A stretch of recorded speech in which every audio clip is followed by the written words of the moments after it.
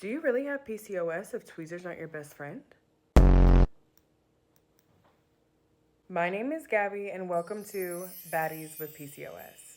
This is where I'm sharing my experiences with having PCOS and hopefully I help another baddie because at the end of the day, baddies help baddies. Polycystic ovarian syndrome, aka PCOS. Hormonal imbalance, insulin resistance, cysts on ovaries, irregular cycles, missing cycles, unpredictable cycles, all the things. All of these things can lead to things like hirsutism. Bruh. Instead of laser, I actually want to try electrolysis. I feel like with laser, the hair can come back, and with electrolysis, it won't. Also, excess hair growth, and some people actually experience hair loss. I just want to say thank God that I have on my edges. And a full hairline, can I get an amen? Some people do have acne, or they have like major skin changes. I know for me, my skin is super dry now. Not on my face. I have an oily face, but the skin on my body is like scratching leather. I have to use Eucerin, like the thickest, even in the summer, just so that my skin can absorb the moisture. Weight gain! Oh my God, don't we just love the weight gain? I know for me, babe, between me having PCOS, fibroids, hypothyroidism / Hashimoto's, weight just kept building and building and building and building. And it's super hard to lose. And as a girly pop who played 3 sports growing up, like, I was never out of shape. But this PCOS really got me going. And to my girlies that struggle in their midsection, struggle with the bloating, with the belly fat, girl, me too. Ovasitol, spironolactone, metformin, you name it, I've tried it.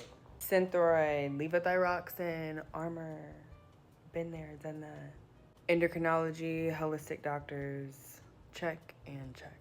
A few years ago, before I left North Carolina and moved to Houston, I used to be a patient of one of the top endocrinologists in Charlotte. Tell me why he had a scribe. I used to just be so confused at that. It's because it's like, doc, you cool and all, but you can't write your own notes. I was diagnosed with PCOS when I was in college, so about 10 years ago, thinking about 22, 23. Ultrasounds, blood tests. And like I've mentioned before, I do have thyroid issues. About every 6 weeks, I'd get a whole blood panel done. So I check my TSH, I check my testosterone, insulin levels, just any and everything for everything that I have. I'll admit, one thing that I am horrible at my big age is tracking my cycles. If it comes, great. If it doesn't, I just bought a little bit of time. Like, I don't know. I'm not doing anything. So it's fine. Everything's fine. With that being said, a lot of times there's questions about ovulation issues, and again, I don't even know who I'd be laying down with to procreate with. And although I would love a little mini-me, I just can't see it right now. Have you looked at the news lately? Do you know how much groceries are? Do y'all know how much the setting spray is?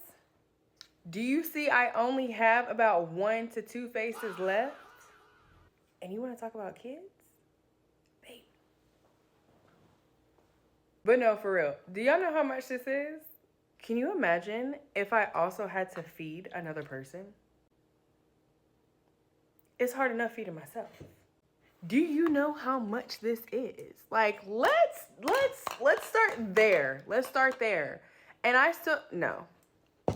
Yeah, I can't really think about kids right now.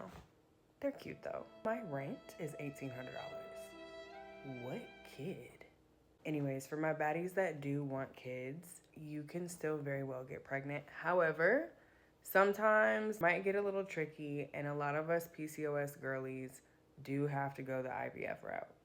Also, mental health, anxiety, depression, your body image, the emotional toll, all of the things. I know about these things all too well as somebody who has anxiety, depression, PTSD, ADHD, and I'm being treated for all that at one time, on top of my health issues, on top of being a young adult in today's society, on top of doing adult shit. All the things piled together, it's a lot.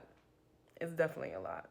The worst of my thyroid and PCOS struggles, my weight was 288 pounds. Just this week, I weighed 192. So it does get better, but it does take time.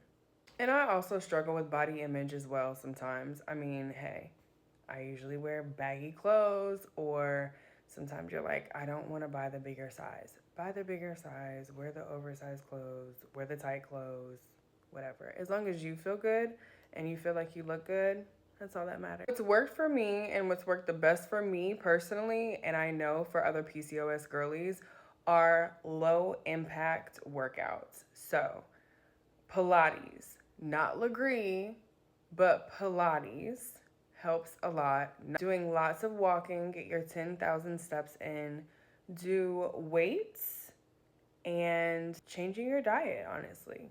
Anti-inflammatory diets. Sometimes that shit is nasty though, I'm not even gonna lie. But baddie, do what works for you. If you're a PCOS baddie, then say hi, and if you have any questions, comment those too. Bye baddies!